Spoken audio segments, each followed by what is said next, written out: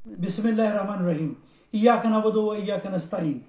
جس طرح کہ آپ سب لوگ جانتے ہیں کہ ہمارے محبوب قائد عمران خان صاحب کے اوپر 200 سے زائد جعلی اور جھوٹے مقدمے درج کر کے اور انہیں جیل میں رکھا ہوا ہے، اور اس 5 اگست کو 2 سال مکمل ہونے ہوئے ہیں۔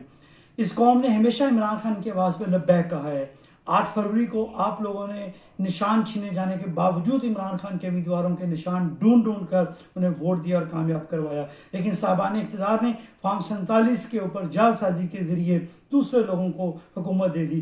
اب عمران خان کے اوپر جو ظلم و ستم ڈھائے جا رہے ہیں، جس ملک کے اندر رول آف لا نہیں ہے، قانون کی حکمرانی نہیں ہے، اس کے لیے ہمارا آئین ہمیں اجازت دیتا ہے کہ ہم پرامن طریقے سے فریڈم آف ایکسپریشن کریں، ہم رائٹ آف ایسوسیشن ہے ہمارا، ہم اکٹھے ہو سکیں۔ ان چیزوں کا استعمال کرتے ہوئے آپ سب نے اپنا حصہ ڈالنا ہے۔